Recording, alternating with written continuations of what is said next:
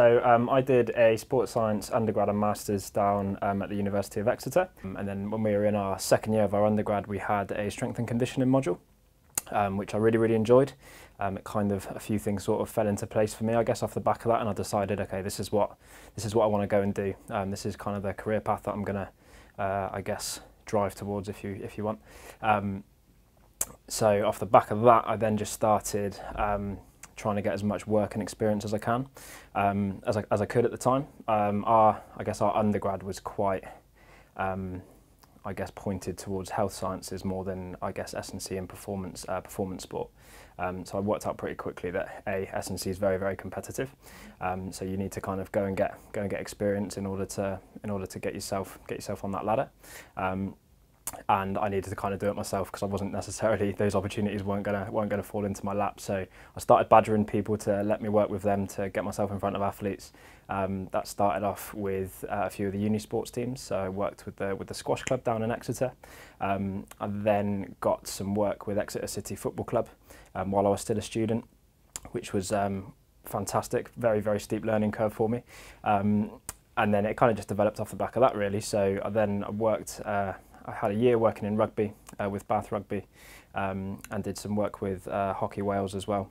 And then by the time I was coming towards the end of my masters, while I was doing my dissertation, I saw the placement year with the EIS. I saw that advert crop up on UK Sport, I think it was. So ended up applying for that, and spent just over a year at Bishop Abbey with rowing up until the Rio Olympics. And then after that, I saw the job advertised in Bath with British Skeleton, applied for that one, and that's kind of taken me to where I am today. So I guess from my experience working with a range of different sports has been, I'd say, a really important factor in my development up until now.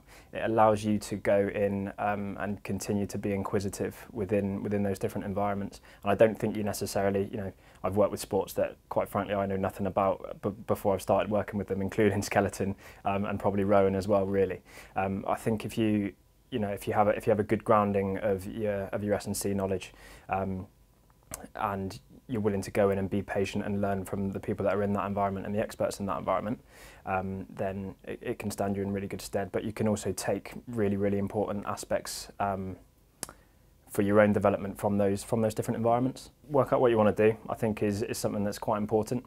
I think get yourself, if you want to go into S&C in particular, you need to get yourself in front of athletes. You need to be coaching. Learning from trial and error, learning from mentors. If you can get some mentorship around you, some other decent practitioners, that's been really important. I think particularly since I've come into the EIS, and I think you need to. The other thing that I guess has been really valuable for me has been I've been encouraged to kind of, this might sound a bit cheesy, but get to know myself.